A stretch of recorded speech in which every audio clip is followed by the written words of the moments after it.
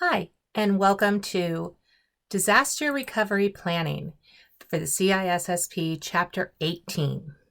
If you're following along with our ITS 277 roadmap, this is the second section of Unit 1, the Business Continuity Plan and Disaster Recovery Plan. Both of those lectures should probably be watched back to back as they both talk about recovery plans and how to make sure that your company still continues to work in the event of a disaster. Let's get started. First things first, we need to recognize that when a disaster occurs, tensions are high. People tend to be uncomfortable, anxious, worried, maybe not really thinking straight. It's hard for most people to handle an adverse reaction or an event or something bad happening and still have, the ability to think straight. By having a disaster recovery plan, we can follow a checklist and make sure that we know what to do at each step. We don't have to actually use our higher order critical thinking skills because we can simply follow the plan that we designed back when we were feeling normal. We think of the disaster moment as the time in which you're unable to support your critical mission processes. So what is it that your company does? Something occurs that makes it unable to do that. The purpose of a DRP, or a disaster recovery plan, is to manage and restore that business functionality to make sure that you can get back to business as soon as possible. If you do it right, you've already made your entire plan, and it should essentially run on autopilot. As long as you follow the checklist, step 1, step 2, step 3, you should be able to do everything that needs to be done. You've already thought through how you were going to handle this situation, and you can just follow those steps. You want to make sure you don't make up your plan as you go along. You want to already know what your plan is, what you're going to do, how you're going to handle it. Because we need to think about your main goal, which is simply getting your company back up and running as soon as possible. So there are two types of disasters that we tend to talk about. The first being a natural disaster, such as an earthquake, a flood, or a storm, something that is going to occur to the building or the location and to put your people at risk, your company at risk, or something along those lines. Natural disasters generally are not created by somebody doing something. They are something that happens just at nature. Using the USGS support tools, you can find the frequency of earthquakes, you can find the frequency of floods, or you can find out when things like hurricanes or tornadoes are due to happen in your region. You can also handle things like fires, because those aren't really prepared by somebody. It's a natural disaster in most cases. If there's an electrical fire or forest fire, wildfire, these are things that occur naturally. In other words, there's not a whole lot that you can do to prevent an earthquake or a flood. It's going to happen. Now, you can mitigate in some cases, and you can do some things to help the damage, therefore, from these events make it so that your company can be back up and running as soon as possible. But we need to recognize that these are not created by intent. The next type of disaster is our human-made disasters. These are ones where intent is part of it in some cases. These are things like fire or terrorism, bombings, and explosion, but they can also include things like power outages or utility or infrastructure failures. Again, these may not be intentional, and we don't differentiate natural versus human-made disasters as intentional versus non-intentional, but they are something that is generally made by humans. Humans did something. This also includes things like theft or vandalism or even union striking and picketing. We want to think about things like the New York City blackout from 2003 or even September 11th, and even things as simple as smash and grab of somebody taking your work laptop or stealing of copper from the inside of your building, damage to the sewer system or the water system, different things that can be human-made disasters. These are things that can affect your business's ability to do its job. When we talk about resilience, it simply means that we want to be able to obtain a minimum acceptable level of service during an adverse effect. So if something bad were to occur, can we try to keep a minimum acceptable level of service during this time? We want to avoid a single point of failure, which is why we always talk about defense in depth and being able to layer options in our cybersecurity plan. In this case, we're talking about the ability to maybe set up your system so that if a single server goes down, how do we make sure that we maintain an acceptable level of service? The server went down. That's our failure. How do we make sure the system works? Well, what if we had a redundant system or we had fault tolerance where even if this drive fails, a secondary drive will be able to pick it up? So the fault tolerance is the ability to suffer from a fault, but keep on working. The fault happened. We aren't trying to prevent the fault from happening. We realize things like hard drives fail, servers fail, sometimes memory fails, data fails to get from point A to point B. But how do we suffer from that fault and still keep working? We also want to lead towards a high availability. We can use our redundant technology to recover quickly from a failure during an adverse effect. So if we had a RAID drive or if we had a backup storage that we could make sure that our downtime was as minimal as possible, we could recover as quickly. When we talk about our service level agreement with our customers, we tend to use percentages of uptime to describe how often we can guarantee our service will work. If you had 99.9% service uptime, that means that averaged over 30 days, you should be down less than 44 minutes, which means if you have a failure every 2 to 3 months, you could have technically about an hour of downtime and you would be okay and still be within your SLA. If it was over a month, you could only have 44 minutes during that individual month. If you decided to add a couple of nines to that 99.9 and make it 5 nines, over 30 days, you're allowed to be down 26 seconds. 26 seconds is a really short period of time, especially if it means there has to be any personal manual changes of things. So we want to have failover occur as fast as possible, automated in ways that we don't have to wait for a technician to come fix. So think about it when you're talking about your service uptime and your SLA, your service level agreement with your customers. What percentage are you willing to guarantee of uptime? If your site goes down or if your system is unable to function, are you going to have a problem meeting that SLA requirement? Be aware of that while you're developing your SLA. When it comes to protection, there's 3 different things that we like to protect. First being our hard drives. Our hard drives are where the data is stored, and we want to make sure that that data gets stored safely. We tend to lean towards RAID drives, and there's 4 RAID drives here described. The first one is the RAID 0, which is just striping. It uses 2 disks to allow you to record data quicker, but it doesn't actually offer any fault tolerance. Our RAID 1 uses mirroring. We have 2 disks, and the same data is stored on each disk, which means if one disk fails, the other disk has that same data. We've mirrored the disks. They're duplicates of each other.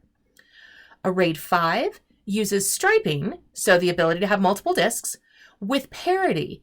So you end up with at least 3 disks where one disk is holding all of that parity info. Where is the different data and making sure that it gets available to you if something were to happen.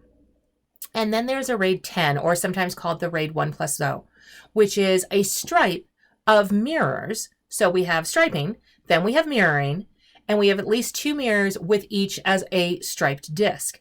This way, we can have that duplication of data and that failover fault tolerance embedded into our RAID system. If one disk fails, we have another disk with that same data available, and we don't have to worry about losing data. So when we think about hard drive failures, hard drives fail. We want to make sure that we mitigate that by building a RAID system so that if we have a failure of a single drive, the other drives can pick up the slack. When it comes to our servers, again, servers can fail. So we can use something called load balancing to be able to have each multiple server, in this example of web server, be able to have other servers pick up the slack. If we have 3 web servers, at any point, if one web server fails, the other 2 can easily pick up if there's a problem, being able to balance the load between them and make sure that any of them run efficiently.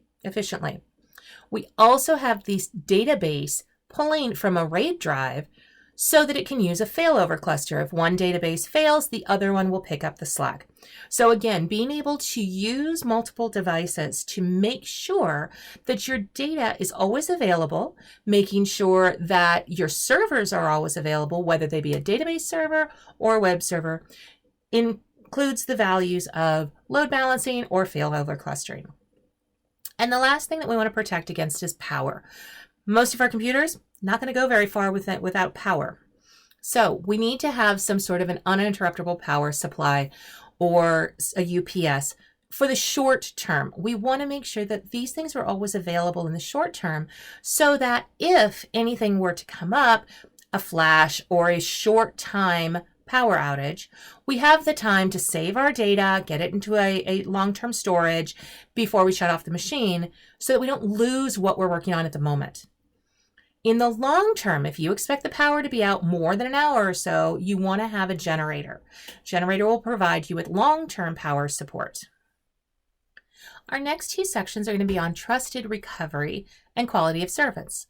So our trusted recovery allows us to choose what type of recovery system we want to have. There are 4 options that we've given you. The first is a manual recovery. Manual recovery will mean that the system will fail and it has to have an administrator come in and do something to recover it. It will not be done automatically. An administrator has to change something, make it secure, make it unsecure, put it back together. So it's a manual recovery. An automated recovery is where the system is able to automatically restore without outside interaction. In other words, if there is a problem with your server, the automatic recovery will be able to immediately switch over to a backup server. No one should be able to know the difference, and no administrator has to make a difference to it. They don't have to do anything to make it recover. We also have automated recovery without undue loss. This is where our recovery adds additional restoration data for corrupted files or transaction logs, being able to take those transaction logs to recreate any data that would have been lost since the last backup or since the last time that the data was transferred over. So it's an automated recovery with some extra thrown in. And then there is functional recovery. Functional recovery recovers the functionality. It rolls back changes, and it makes sure that the system is restored to a secure state. When we talk about the different state of the system, we want to make sure we have it in a secure state so that everything can go back to work as soon as possible. From a quality of service point of view, being able to keep track of the different points of view that determine whether or not we are doing what we say we're going to do.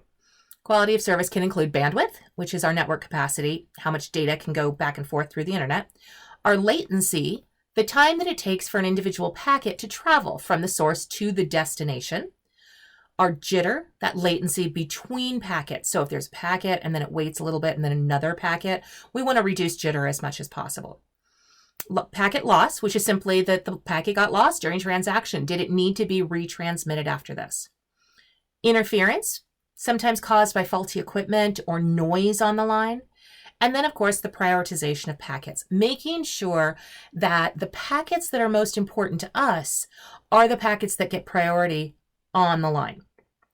So if you have your video conferencing from your E-suite, from your executive suite, making sure that your CEO's video conferencing runs off without a hitch, that might take precedence over one of your interns watching a YouTube video. You want to make sure that we use some prioritization of packets to make sure that the company runs as efficiently as possible. So now we're going to talk about our recovery strategy. How are we going to go about figuring out what to do to recover? Well, first and foremost, we must take our BIA from our BCP, or our business impact analysis from our business continuity process that we did in Chapter 3. We need to be able to figure out what are our functional priorities and what needs to happen for our company to follow its functional requirements. How do you make the business run? If I don't have a web server and I'm running an e-commerce site, things don't work right. If I can't get my connection to my bank to be able to process credit cards, that's a problem. If I can't make the floor manufacturing line work correctly, that's a problem. So what are our business and functional priorities? If you've already made a BCP, you should be able to take these directly from your BIA. We also need to take into account crisis management. How are we going to incorporate crisis training for our employees? Our employees need to understand, the basics about calling 911, get the people out of the room, activate the alarms, but also following that plan. Always remember, you may not have power when you have a disaster, so make sure the plans are always printed out. You need to have your emergency communication list, so your call phone list. Don't assume that everybody's going to know everybody's number, especially if most numbers are already in the directory, which is online, and you can't access it in the middle of a disaster. So make sure that you have printed out phone lists. All media contact should always go through your PR team. So somebody needs to be designated. If you don't have an individual PR team, you need to have somebody designated to be the PR person. Do not have individual employees giving media statements about what occurred. You want to have one person being your PR media go-to person. You also need to think about the work groups. Not all workers need to be back on site as soon as possible. Some can work from home, some can have an alternate location, some do need to be on site. So you want to think about the individual work groups and the individual people in each group and where they can recover. Can they recover from home, from a remote site? Can they recover from an alternate site? Or do they have to be in the building? So you want to be able to have this documented.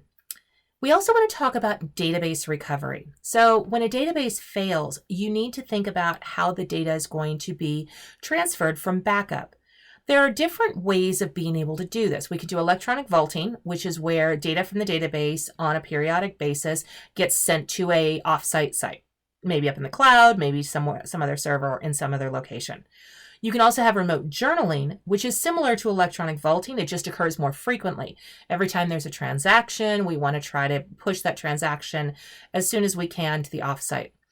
The best version is remote mirroring, where the live data is up in a live site with all current data at all times, which means you are always keeping track of two databases, one that's on site and one that's perhaps in an alternate location.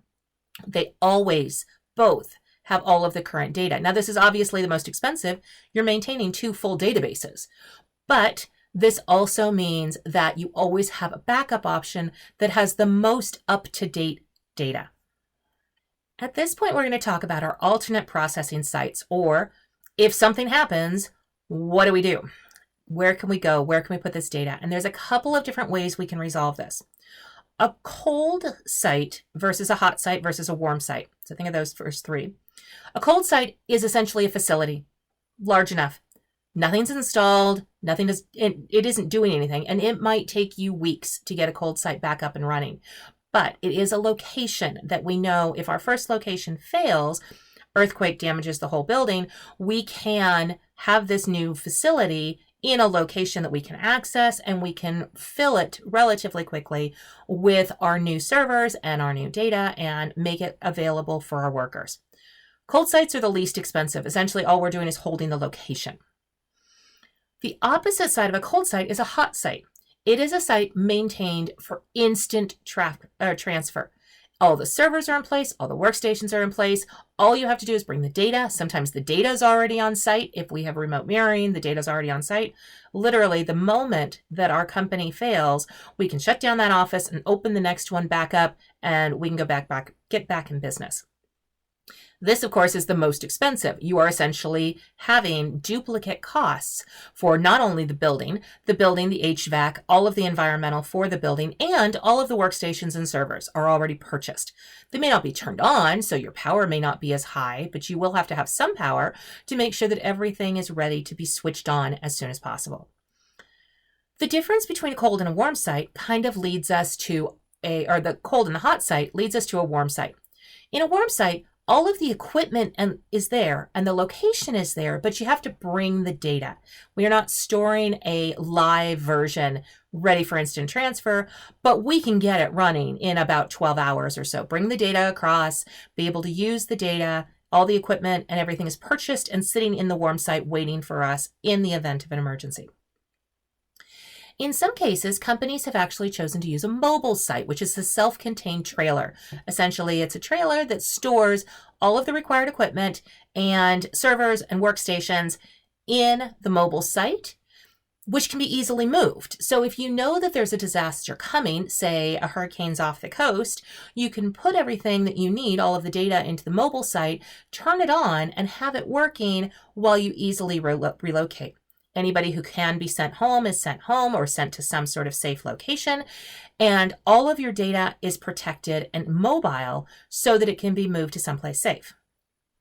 Following the same logic, we use a lot in the cloud. So infrastructure as a service, being able to store all of our data and servers on the cloud means that it has its geolocation redundancy built in as part of their service level agreement, and be able to make sure that if the building were to shut down, all of our data is still safe in the cloud. There are risks with the cloud, but it is a safe location to be having all of this information available. Some companies choose to use what we call a mutual assistance agreement, which means we're going to find somebody near us that we ask them, if the world ends for our company, can we use yours as a temporary location? So can we move our people to your location? Can we use your services? If we don't have power, can we use your services if you have power, internet, these kind of things? The problem with a mutual assistance agreement is that it's kind of hard to enforce in the middle of an emergency. If your emergency is only affecting your location, your neighbors' locations are probably fine, and they'll probably be more than willing to help you. However, if this is a natural disaster, your neighbor's location might be affected just as much as yours, and they might not be able to actually reciprocate this mutual assistance, which means the point of it just got moot. So at this point, we're going to go ahead and start building our recovery plan development. We'll start with an executive summary. It is always good with these documents to start with a summary that gives you a high-level overview of what you're doing. You need to explain, this is our recovery plan. These are the risks that we're kind of thinking about here, and this is some overview of how we intend to handle them. After the executive summary, you want to make sure that you have department-specific plans. If you are in the IT department, this is your plan. If you're in HR, this is yours. If you're in sales, if you're in the C-suite, if you're in customer management, this is your department-specific plan. If you're in PR, if you are in legal, you have a different specific plan because every different department is going to handle the disaster recovery just a little bit differently. Make sure that each department has their own individual plan. With IT, make sure that you have your technical guides, and make sure that everybody in your disaster recovery team has a checklist, something that says, if this happens, do this first, then that, then this. Make sure everybody gets a physical copy, not an internet or intranet, because you can never be guaranteed if your intranet is going to be working. In those plans, we want to make sure that we talk about all of these different options here. First, starting with our emergency response. What is the list of checklists and instructions on what you want me to do? If there is flooding in the building, if there is a fire in the building, if there is an active shooter in the building, what is the list of things I'm supposed to do? Do this first, then this, then this. Here's my list of instructions. And again, with that checklist, I don't have to stop and think about it. In this high stress environment, it's much easier for me to follow a checklist than it is for me to just think of these on the fly or try to remember them. When it comes to communication and personnel, make sure you know all the people, if there's people that need to be getting out of the building, who needs to be contacted, and make sure you include their numbers. You can't be guaranteed that those numbers are going to be available or that you're using your cell phone. You might need to use the landline. You might need to use a number from a different company or somebody else's phone number. All those numbers may not be stored. Make sure you always have the written down phone number for the people that you need to contact. During any type of situation, you need to be able to assess the situation, triage. You need to figure out, what can I do? What situation am I in? And assess what's going on so that you can make the right choices. We're going to have an entirely different slide on backup options next. So I'm going to kind of skip over your backups. And we're going to talk about software escrow. Software escrow is a system designed so that if you have a third-party developer developing you software, that the software is stored in a location where if that third-party developer fell off the face of the earth, they won a lottery ticket to Jamaica, they decided to just leave, you would still have access to your source code of your company's required software. You only get it when the company, the developer isn't available. So it's not like you can use it and build your own off of it. But if something were to happen to the developer, you do have access to that source code. With your utilities, how do you handle power, water, sewer, and gas? Are these things that can get shut off? Can you shut them off? Do they need to call somebody to do that? Again, back to that checklist of how are you handling recovery in that disaster. You want to think about logistics and supplies. If you need to take all of your employees and get them from point A to point B, you need to have a way to get them there. Do you have a van? Do you have a car? Are you taking the bus or the train? How far away is it? What is the option for getting people from point A to point B? If you are putting them in a safe location still on site, do they have shelter? Do they have food and water? Are you in the middle of a natural disaster where you need these things? So think about the logistics of your recovery plan. Finally, you want to think about recovery and restoration. Recovery is about getting your processes and your business operations back up and working, whereas your restoration refers to the facilities in the building, getting it back into a state where your employees can come back into the building. So recovery is getting your company back to recovery, and restoration is getting the whole building back to where it was before the disaster occurred. So when we talk about backup options, there are 3 different ways that we tend to back up our data. A full backup gives a complete copy of the data, duplication of all data on every backup. So if I have 5 backup tapes, all 5 of them are a full backup. They control the same data with whatever the changes are between backup dates. Full backup is all of your data. An incremental backup stores only the modified files since the last backup, either full backup or incremental backup. So you can have a full backup and then an incremental that is going to be only the changes since the full backup. And then the next incremental is only the changes since the last incremental. This happens sometimes when we want to do full backup on Sunday and then incremental on Monday, Tuesday, Wednesday, Thursday, Friday, Saturday, and then full backup on Sunday. If your system goes down on Thursday, you start from the full backup and then you do the Monday incremental, then the Tuesday incremental, then the Wednesday incremental, and now you have your Thursday. A way of solving this is what we call a differential backup. You do your full backup on Sunday, but then you do a differential backup every other day of the week, and it will do all of the files since the last full backup, which means in the same situation, the system fails on Thursday, we have the full backup and differentials on 1, 2, 3, or Monday, Tuesday, Wednesday, Thursday, Friday, Saturday. You only have to back up the full and then Wednesday's backup. You don't have to do Monday and Tuesdays because Wednesdays will hold all of the files that have been changed since Sunday, since the last full backup.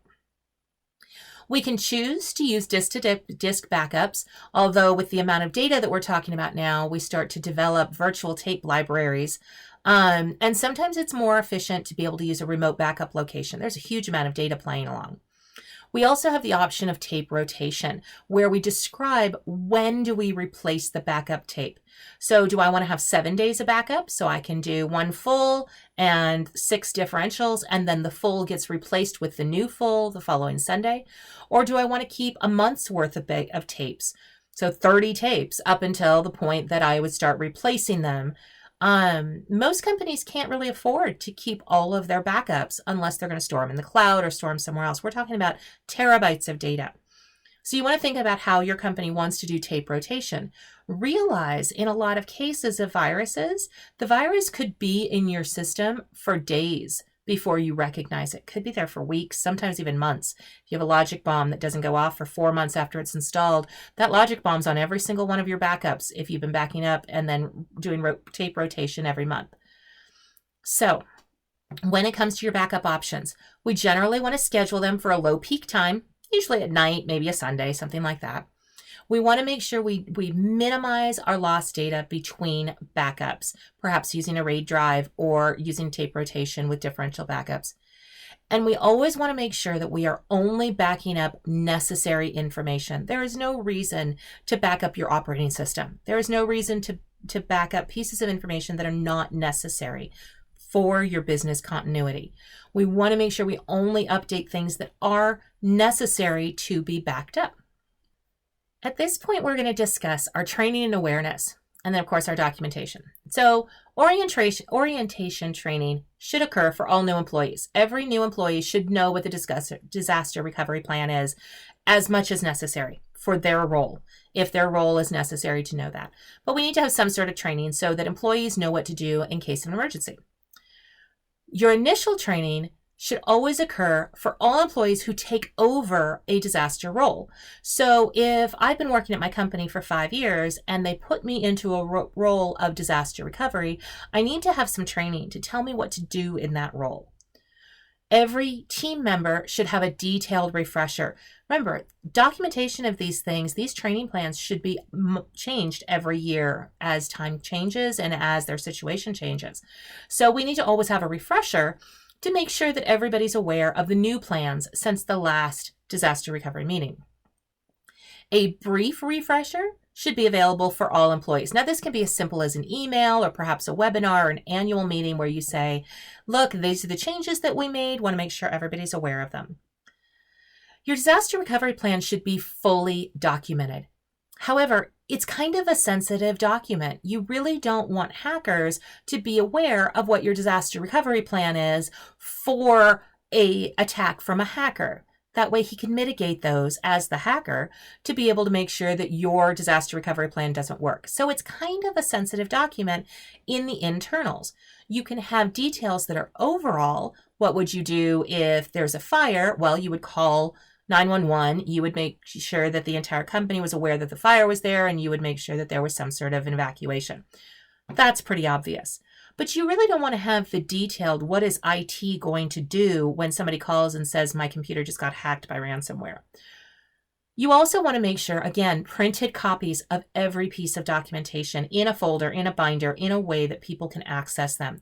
The internet and the intranet might not be available if you're in the middle of a natural disaster or a shooter on campus. You may not be able to find it on the internet. You want to be able to grab a book and go. So you want to always have printed copies of your documentation. Once you have your DRP done, created, and documented, you want to make sure that you test it. So there's 5 different ways of testing that we reference. A read-through test is exactly what it sounds like. The DRP members are going to read through the documents. They're going to make sure they understand the documents, they understand their role in the documents, and they understand what they need to do. They can also make suggestions and review it, make sure that everything that was supposed to be in there is, and everything is understood. A structured walkthrough, as opposed to a read-through, is more like a role-playing tabletop exercise. The people on the DRP stand in front of a table, or they sit down at the table, and they say, this is what the program or the problem is that we're going to have. What are you going to do? And they play it like a role-playing game. I am going to make sure that all the people are safe out of my company.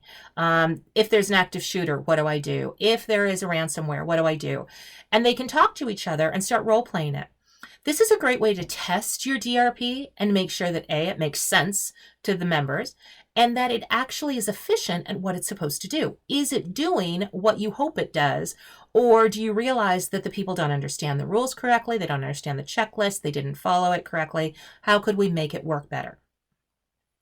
We can do a simulation test, which is where the team is given a scenario and they physically change whatever needs to be done in response to that. If it means getting everybody up and out the door because we're simulating a fire, if we're going to say that there was some sort of a hack, it might interrupt your regular business activities. Again, if you do a fire drill, it interrupts your regular business activities. So a simulation test is just simulating the physical response to the given scenario. A parallel test is a little bit more in depth than a simulation test. You actually relocate to the alternate site. However, the main site is not actually interrupted. The people who are working in the main site are still able to do so. Everything there stays in place. You just relocate to the alternate site and make sure that you can get everything set up correctly. And then the most expensive, but perhaps the most efficient, is the full interruption test. Actually shut down the operations at the main site and shift to the recovery site, turn it on, make sure it works. There's a huge risk here because if it doesn't work, you just shut down your business operations. So you need to make sure that everything is working right before you start a full interruption test. But in this case, Since you're shifting to the recovery site and you're starting it back up, then you have to reverse the process to restore it back to the main site. Everybody kind of can figure out all the little kinks to make sure that it works well. The NIST Special Publication 861 goes through the lessons learned in a disaster recovery plan. When we run through any of these tests, the simulation test, the full interruption test, any of them, we always need to ask ourselves what went well, what didn't go well, and what can we do better? There's a couple more questions in the NIST publication that will walk through those, but you really want to make sure that you review and reflect on what did you learn from your tests. When it comes to maintenance of your DRP, make sure that it is updated at least annually and that people still review it for changes. As companies change, new servers are created, things are pushed to the cloud, they're put into different locations, you've added more company, maybe you've added more business locations. You always want to make sure you update your disaster recovery to take into account the changes that your business is going to go through. So in summary, our DRP and our BCP are both necessary to any security program. You need to be aware of the priorities and risks, those disasters that are possible for your company. We need to prioritize the business operations and make sure that we can do everything we can to get the company back up and running when one of those risks actually occurs. We need to give a guide to our personnel who are responsible for our continuity of operations. We need to make sure that training and education of all employees on both disaster recovery and business continuity plans to make sure everybody knows what to do in the event of a disaster. And finally, you always want to make sure that you have printed physical copies of those checklists and your plans for all of your members of your disaster recovery team. Make sure those lists include phone numbers, contact information, and definitely that list of how do I get from point A to point B to make sure that my company is as safe as possible during and then after any disaster. Thank you for watching. Please come back next time for the rest of our chapter on software assurance. Have a great day.